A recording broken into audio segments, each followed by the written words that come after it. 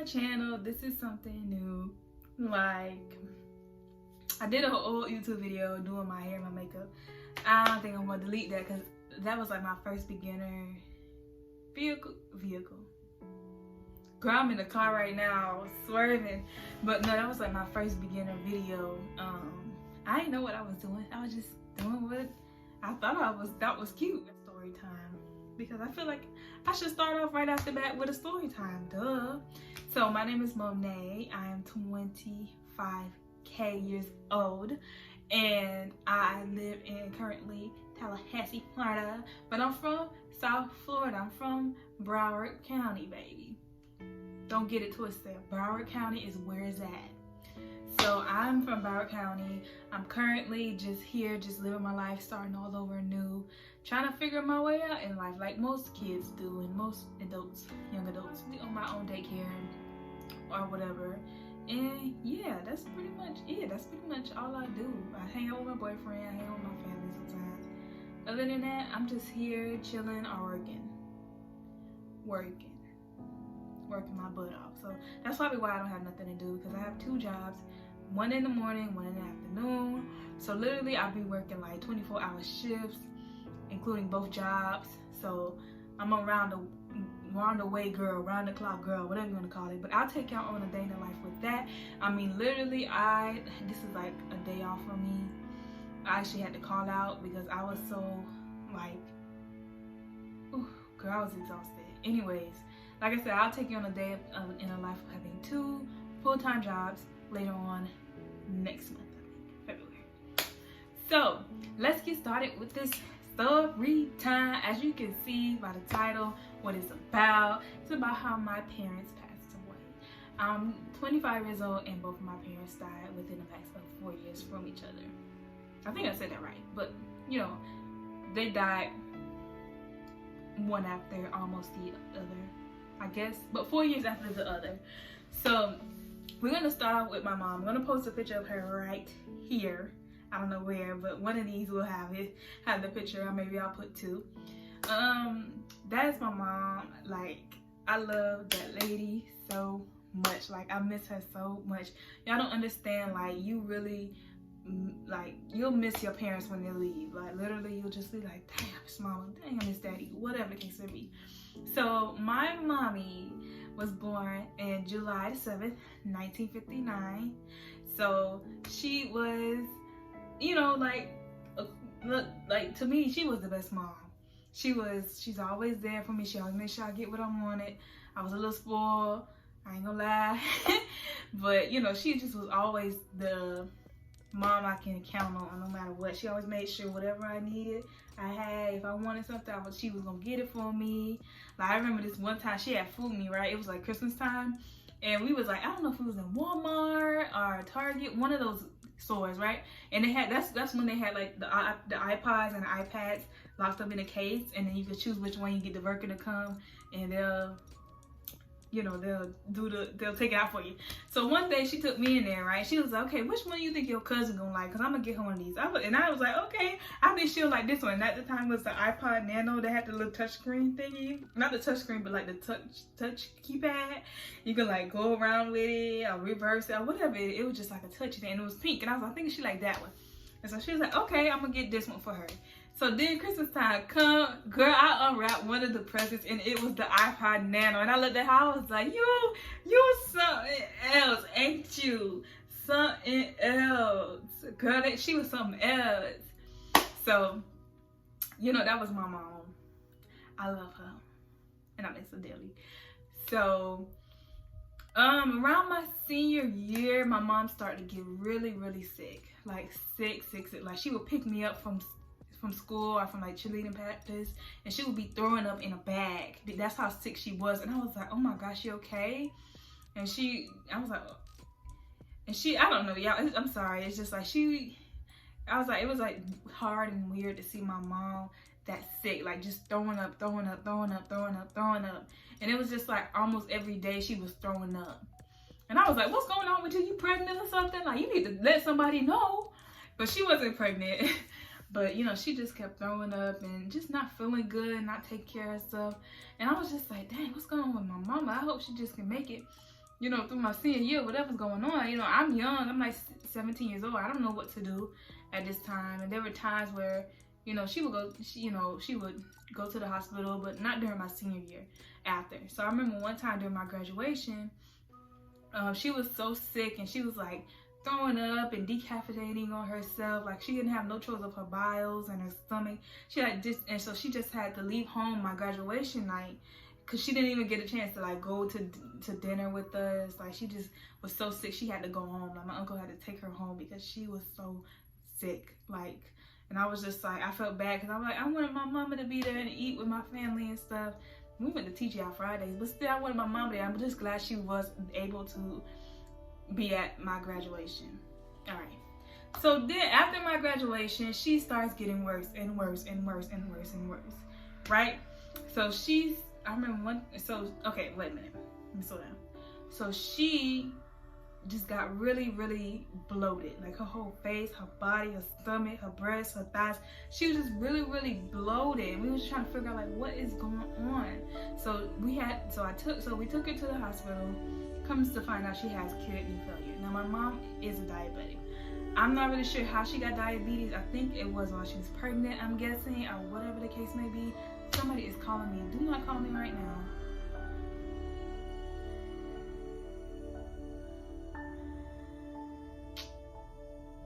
They're gonna have to leave a message. But anyways, you know, we found out she had kidney failure and stuff, and you know, it just wasn't looking good. So she had to be put on dialysis. So, you know, meanwhile, while my mom is, you know, still in the hospital and stuff, we have to move because my mom's no longer working because she's in the hospital. We was in this like little complex. It was like a little 2-bedroom complex, and the rent was like $1,000, and we had to move because, you know, her disability wasn't, you know, it wasn't $1,000 disability. So I just packed up. My dad came with some of his grandkids or whatever, and they helped us move. So we moved to this little other place, which was cheaper, and you know, it was just me and her at the time, and my aunt. Right? So it was me, her, and my aunt.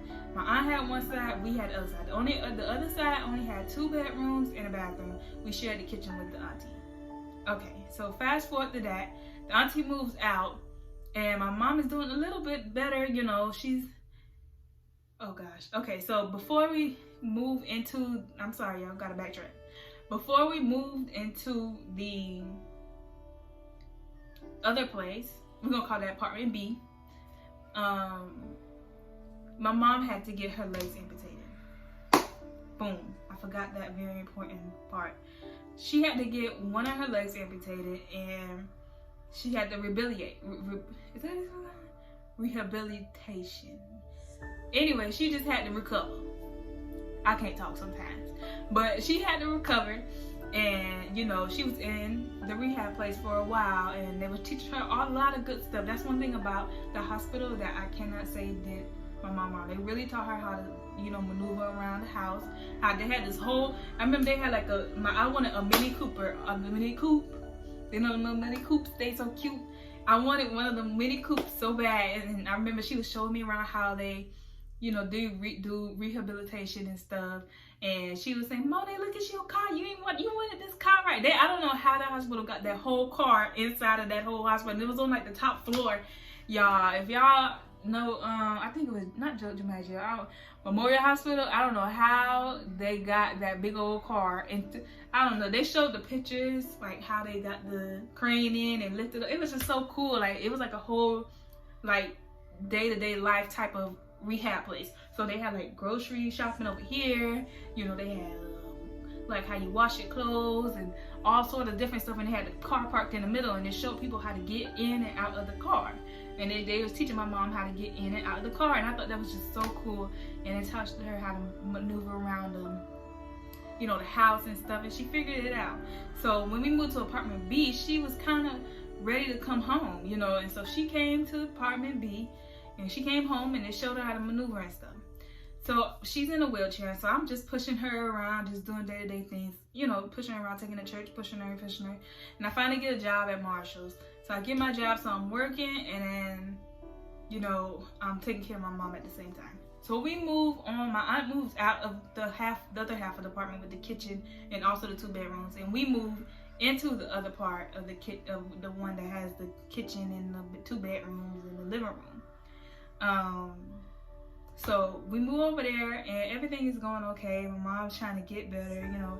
I remember she used to have like open sores on her legs because of the diabetes, and it wasn't healing up as fast. And it literally, you could see the tendons and the muscle and the veins. It was just like gory, and I was like, this happened to my mama. Like, ugh, I don't want this to happen to her, you know. I want her to live here, you know, like be healthy and stuff and be here, so when I have kids or when I get married, my mama can see all that.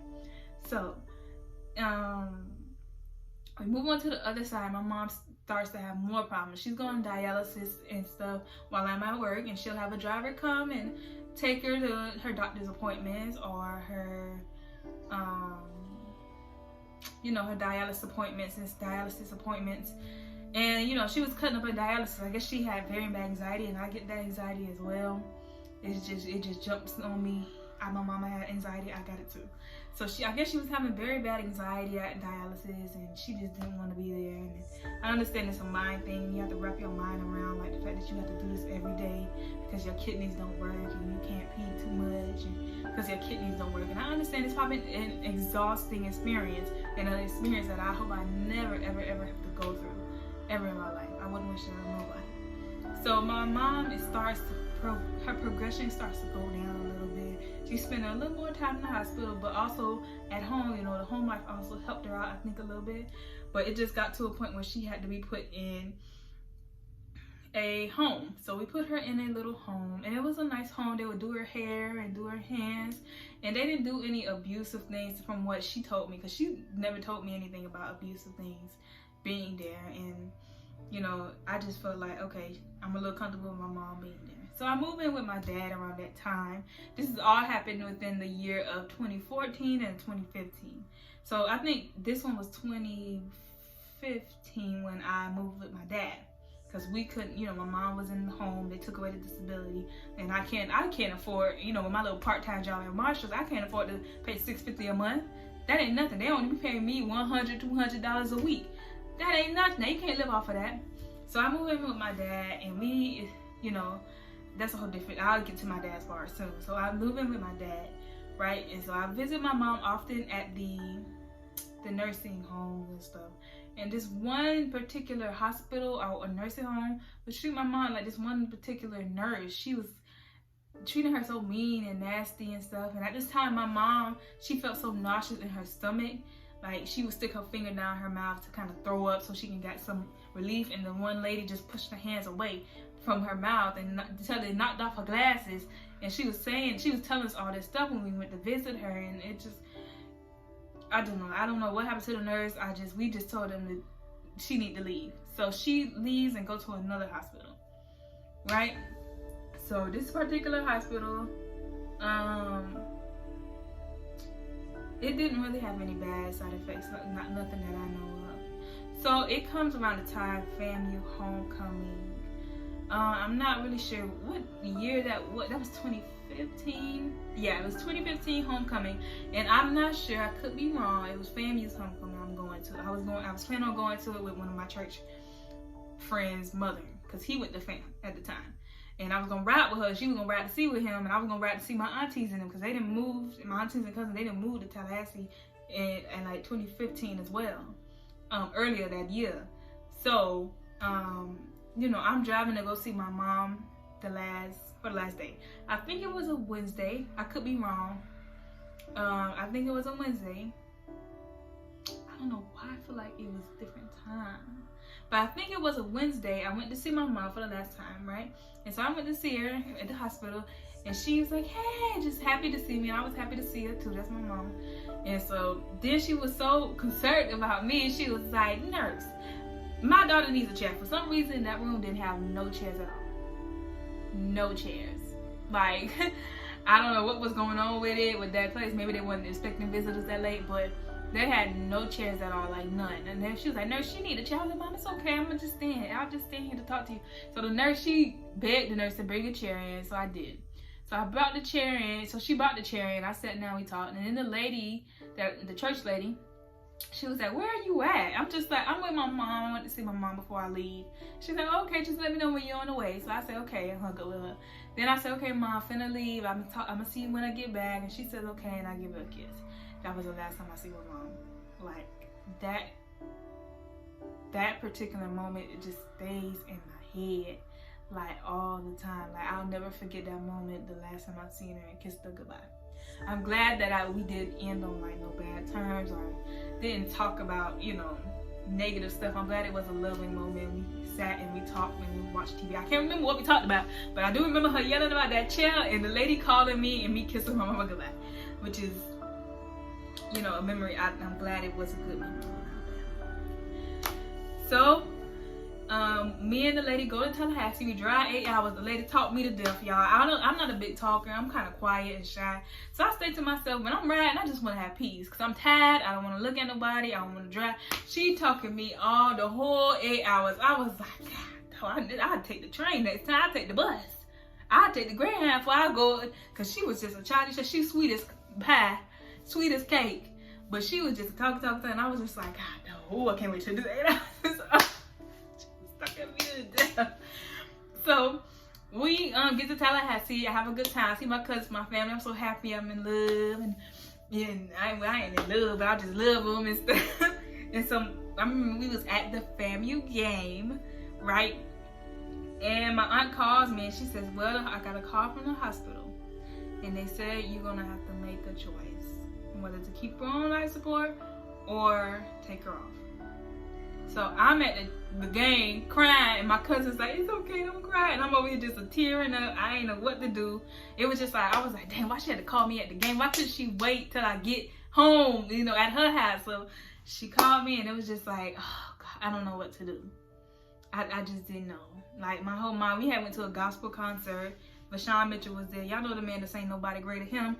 And I was just thinking, like, oh, my God, what do I do? What do I do? Like, what am I going to do? I don't know what to do. So, with that being said, so later on we drive all the way back down. The lady talked me back all the way down. She talked me back down to South Florida, to Tallahassee, from Tallahassee. And so she was like, she noticed something was wrong. She was like, something wrong? I said, I think so. I said, but I just have to see. And so my dad was outside at the time when I arrived. My dad knew that I was going to Tallahassee. You know, I was staying with him. He already knew. So I came back and my dad was in his little, what is it called? Like the little things that you see at a grocery store. And he had a basket, and he was in one of those. He kept him a little motorcycle, whatever it is. And so, I told my dad, I said, Mom's not doing good. We got to go to the hospital. He was like, okay, let's go. So we left. Me and him came. Me and him went to the hospital, and literally my mom was there in the hospital bed, and literally she was just literally lifeless. Like, my aunt was there at the time. Was it that time she was there?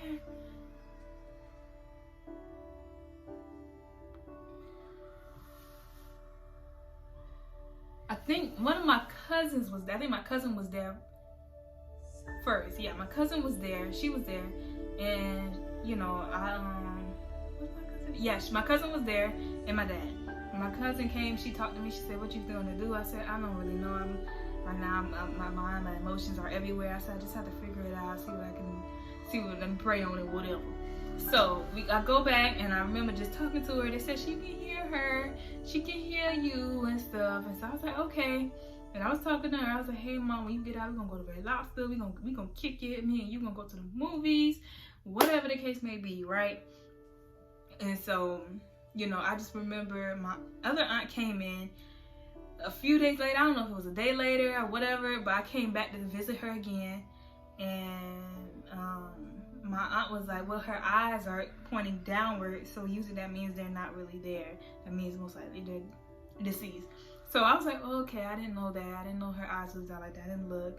And so she said, okay, I'm gonna give you some time, whatever. She left. So I went, and her eyes was closed, y'all, and the machine was breathing for her. And I kind of lifted up her eyes, and her eyes were pointing downward. I didn't know that means, you know, they're not there. But her eyes were pointing downward, like it wasn't like making no contact, no, nothing. Like, Like, it was just like so weird to see my mom like that. So I was like, okay, I'm gonna keep her on there and see if she wants to fight, you know, because I just didn't want to pull the plug and just be like, she wouldn't want to fight anyways. You know, I want to give my mama a fighting chance. Anybody would have gave their mama a fighting chance. You know, I would want my kids to give me a fighting chance, no matter how uncomfortable it is. I want to try to be here as long as I can until God says, okay, you good, you know. So it was just like, okay, I'm gonna keep her here. So literally, maybe she was on there probably for a few days. I can't really remember some of these events in my head. I don't want to remember, so I kind of push them and erase them away. But if I have to remember, I'll try to dig them up as deep as I can, because it hurts. You know, nobody wants to lose their parents. It hurts. So I remember maybe a few days later, I think it was a Sunday, because I had to go to work, right? And I got a phone call from my aunt early in the morning, right? And I was like, she was like, hand the phone to your dad. I was like, okay. So I said, okay, Dad, Auntie want to talk to you. So I handed the phone to my dad, and what you may not know is that I heard her actually say, okay, she's gone. And then my dad just started crying. And I was like, oh, here we go. I was like, oh, Jesus. And so then he tells me, and I just sit on his lap and kind of boo-hoo. And he was like, you got to go to work today? And I was like, yeah. He's like, do you want me to tell the people that you're not going to go? I'm like, yeah, just go ahead and call and tell them that I'm not going to be able to make it, whatever the case may be. So he called the people, and he told the people that I'm not going to be able to make it, and I have bereavements and stuff. And, you know, everything after that was kind of a blur. I remember staying at my uncle's house for a while, being with him. I remember picking out her clothes and her earrings and stuff. I remember seeing her at the wake and at the funeral. My mom looked like bomb. Like, she looked like how she looked when she was alive. Like, it was so weird how she just looked like she was kind of sleeping. You can kind of tell with the makeup and stuff that, you know, I hate that. Listen, that's what I say. When I die, don't put that makeup on me. I don't need it. Just burn me and send me on my way. What do I need it for? What do I need makeup and bras for when I'm dead? But, you know, you could tell that, you know, the little weird cakey makeup was on there. But she still looked like her natural self. Like, she still looked like her natural self. And I remember when my cousins at the funeral, I know it was at the wake, my cousins, one of my godmama was like, she need a headband. Because my mama, she had a little short little puff at the end of her life. She used to have dreads, which was so long. And then she was in the hospital. She couldn't take care of it. So they got matted up. So the people cut it. And they cut it in a nice little afro bob. And it was cute. Right? And it was cute. Right? So she used to wear these little headbands. Like how I got this on. She used to wear like some little bands. It would just be like this. But it wouldn't have these flaps. It would just be like that. And my godmama was like, Phyllis need her headband. She love her headband. And me and my cousins looking like, she do not. My mama had a nice royal blue suit on. My mama rarely wears suits, but I just liked the blue suit. It was just beautiful to me, y'all. That royal blue had the little ruffles, and they had the little ruffles at the bottom. I was like, oh, this nice. My mama finna be looking cute. She finna looking fancy, whatever. Right? And me and my cousin, we looking like, we know what headband. She don't need that. That don't go with that. No. So we just left it like that. It was just so funny that day. But like, I'll insert, I think I got some pictures from the funeral. I'll insert some of the pictures and stuff. And what I had on and all this and all that. So it was just like, you know, like a blur. Like I just sat there in the days when the whole funeral, just sitting there in the days, like what's going on, what I'm gonna do next. So that's the story about my mother. May she rest in peace. May she be with the Lord, and with her mother and her father and her brothers and all the little sisters and brothers that I was supposed to have here on this earth. They're all there with their mommy. She's the best. I know she's taking care of them, and I know she's probably fussing with my dad right now. That's just something.